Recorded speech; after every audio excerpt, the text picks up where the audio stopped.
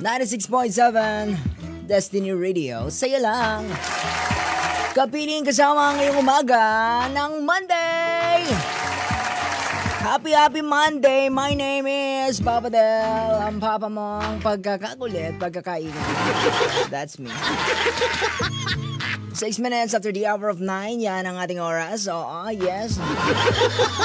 And you are listening to Dear Diaries, kung saan tayo ay magbabasa ng letter na galing kay, hindi ko malaman. Mamaya natin malalaman kung kanino galing ang letter na ito. Sa mga gusto po magpadala ng kanilang mga letter, pwede naman punta lang kayo sa ating Facebook, ha? Punta kayo sa Facebook, Papa Del. Ayan, tapos isend nyo sa akin yung message nyo. Pwede kayo mag-message dyan, syempre. Alam po sa mga nasa biyahe sa mga oras na ito. Ingat-ingat sa biyahe, ha. Sinasabi ko sa inyo, ang buhay ay mahalaga. Kapag late ka na, huwag ka na nagmamadali. Diba? Kahit anong pagmamadali mo dyan, kung huling-huli na, di ba? Wala ka na magagawa doon.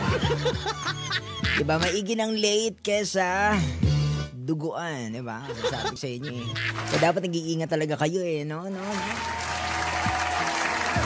Anyway, para sa mga may hilig sa kape dyan, ha? Ito para sa inyo to, ha? Taga lang, ha? Wait lang, ha? Nagbubukas pa, hindi ko pa makita yung script, eh.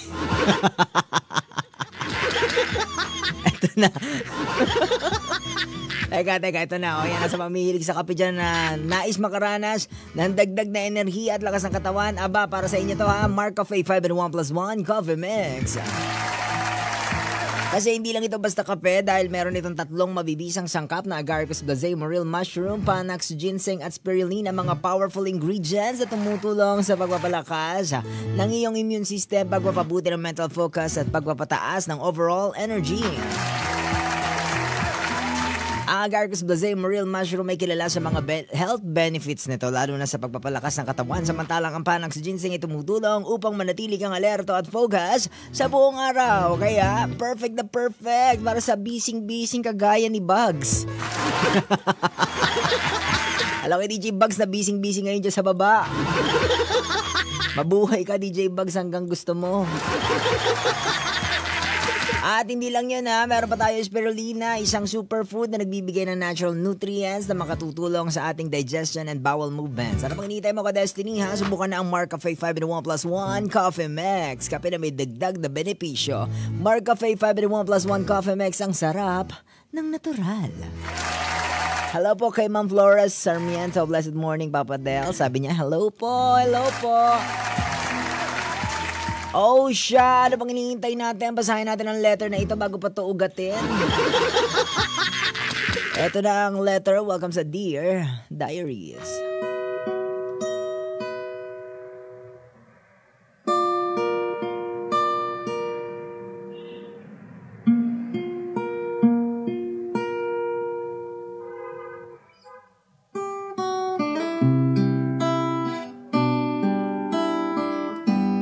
Hello, Papa Del. Justin nga pala. Hindi satisfied ang kapatid ko sa new phone na regalo ko sa kanya. Ba't ganun naman yung kapatid mo? Binigyan na nga ng cellphone eh. Birthday ng kapatid ko. Nag-leave ako for work days prior sa... Sabi ko, paki-block ng sked. Ano daw, di ko nagets yung part na yun. Tapos biglang, di pwede daw. So, I spent the day na lang contemplating what gift to buy. Binilhan ko siya ng bagong phone. Dahil yun ang isa sa wishlist niya. Among other options, yun lang o yun na lang ang pinili ko since medyo nagtitipid ako. 26,000 yung phone. Nagtitipid ka pa niyan, ha? Kung ako yung nagtitipid, mga ano lang, mga 9,000 lang. 26K?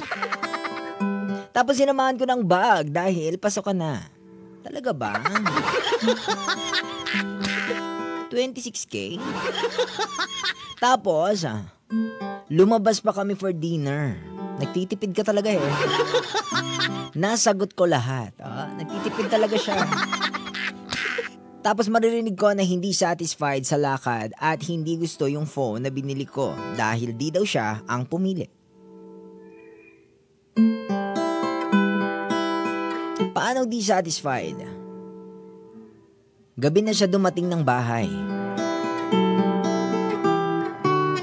Nakakapanlumo, na nakakagalit, na nakakaewan.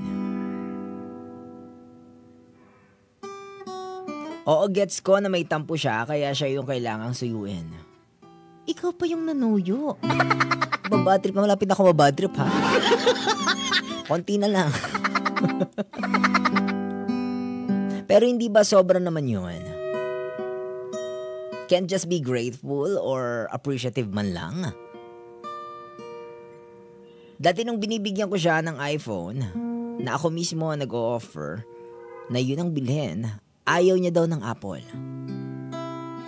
Kaya di ko na yung kinonsider. Tapos ngayon, biglang hihirit ng ganon. Sa totoo lang, gaming laptop nga ang bibilin ko dapat. Pero 20K difference din. Kaya phone na lang muna. Nagtitipid ka nga. Saka na yung iba kapag umuwi na siya ulit at naging okay kami. Iba talaga nagagawa ng environment. For context, more than 1 year siyang hindi umuwi ng bahay at dun sa pamilya ng boyfriend niya nakatira. Na hindi ko gusto. Nakakainis pa, parang itong kapatid ko na isa, tinatolerate o hinahayaan na lang na para bang okay lang yung ganong attitude. Tapos pag ako nagpakapeti na hindi magbigay ng kahit ano, ako pa ang masama ang ugali. Ay po. Ay, sorry. Sorry po. Nababad trip ako sorry na. Hindi ako showy. Palaki ba or emotionally expressive na tao. Hindi makukuha sa akin yung words of affirmation or usual na lambing. Kaya I expressed it by giving and providing.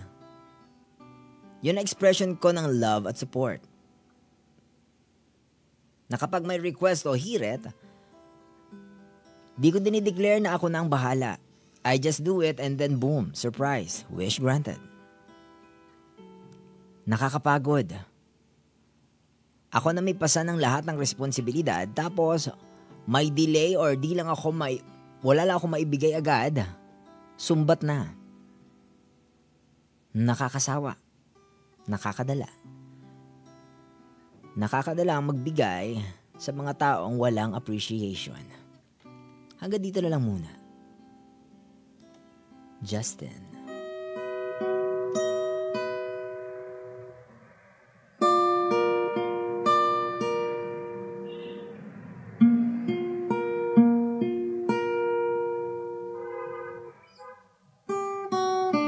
Ay nako Justin, alam mo may mga ganyan talaga tayo kapamilya. May ganyan tayo mga kasama. May ganyan tayo mga kaibigan. Diba? May ganyan mga tao sa paligid. Yung mga hindi appreciative. Diba? Yung mga hindi na lang magpasalamat. Diba? Binigyan mo na, rumiklamo pa. May mga ganyan. At medyo nababatrip ako ng konti dyan sa kapatid mo. Gusto kong kaltukan ng paisa lang. Dali na, isa lang. Hindi ba binigyan ka na ng cellphone? 26,000 na cellphone. Nagre-reklamo ka pa sa 26,000 na cellphone. Cellphone ko nga, ano lang. Kano ba yung cellphone ko? 16? 16, 18, maalin. Doon sa dalawa. Diba? Parang 16 lang yata yung phone ko. Diba? Ako may magbigay sa akin ng ganong phone. Kaya nga yung mumurahin lang na phone diba? Kahit anong bagay nga ibigay sa akin, appreciative ako diba? Diba parang basic courtesy na lamang, diba? Na kapag may binigay sa yung isang bagay, kahit candy ang ibigay sa iyo, magpasalamat ka. Kasi binigyan ka, diba? At para magreklamo, dahil lang hindi ko yung nakapili, ako sa'yo, Justin, bawiin mo yung phone. Nasabi ko sa'yo. Tanggalin mo yung phone, ikaw bumili niyan Diba? Ayaw mo ha? O, akin na. Ako gagamit. Diba, huwag kang mag-cellphone. Diba? Pinakain mo na kumain na kayo sa labas lahat. Diba? Binigyan mo pa ng bag. Tapos reklamo pa. At eto pa ha, hindi umuwi ng bahay niyo 1 taon na doon. O di pag bigyan niyo na ng independent life, mukhang kaya naman na niya. Diba? Nandun na nga siya tumitira sa sa bahay ng jowa niya eh. Diba? Baka yun na yung family niya, doon na lang siya. Diba? Wag na siya kamong umuwi. Diba? Stop giving support to ungrateful people. Diba? Kahit yan pa ang iyong act of love. Diba? Kahit yan yung love language mo. Kasi may iba-iba talaga tayong love language. Eh. Meron tayong words of affirmation, meron tayong acts of service, meron tayong gift giving. Diba? Madaming love language. Nataon na ang love language mo ay mamigay ng mga bagay-bagay and that's okay. Diba? Pero stop giving love to sa mga people, sa mga tao na hindi naman sinusuklian. Diba? Na hindi naman nire-reciprocate. Diba? Nauubos ka. Sa mga ka-destiny natin out there, na bigay ng kanilang love sa mga taong hindi naman binabalik, konting gising, maghilamos ka, baka magising ka ng konti, magkapi ka. Diba? Stop supporting, stop giving sa mga taong ungrateful. Kasi ikaw yung nauubos. Kahit sabihin nila na, diba, pag nagbigay ka, 10 beses yung babalik sa'yo. Hindi naman bumabalik sa'yo ng 10 beses nababalikan ka lang ng stress di ba? Piliin mo rin yung mga taong tinutulungan mo. Tulungan mo yung mga taong tinutulungan yung sarili nila. Tulungan mo yung mga taong grateful sa tulong. Di ba? Hindi naman ako galit, nagpapaliwanag ko. Di ba? Di ba Miss Flores Sarmiento? Babatrip ako dito sa Meron din naman tayo mga kapatid nga ng ganito, yung wala halos pakialam. yung tipong bala kayo, gulo nyo yan. May mga ganyan naman tayong kapatid, wala tayong magagawa dyan, di ba? Pero, kasi hindi mo control yung reaksyon ng mga taong binibigyan mo. Kagaya nito, hindi mo control yung reaksyon ng kapatid mo na binigyan mo ng phone.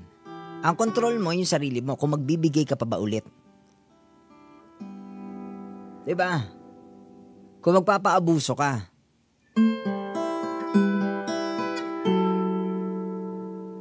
Bigyan mo ng limit yung sarili mo, bigyan mo ng ultimatum, di ba? Bigyan mo ng linya kung hanggang saan ka dapat na tumulong, kung hanggang saan ka magbibigay, hanggang saan yung iyong pasensya, di ba? Abay, baka maging Mother Teresa ka niyan. Nasabi ko sa'yo. Di ba?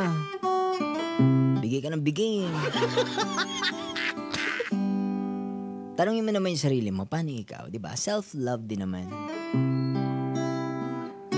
Kumbaga, nabigay mo na yung all, di ba? Naibigay mo na yung sarili mo sa kanila and all.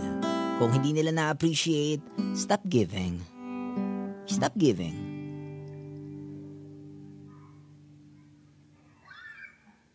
Tignan ko lang kung di ka maalala ng mga yan.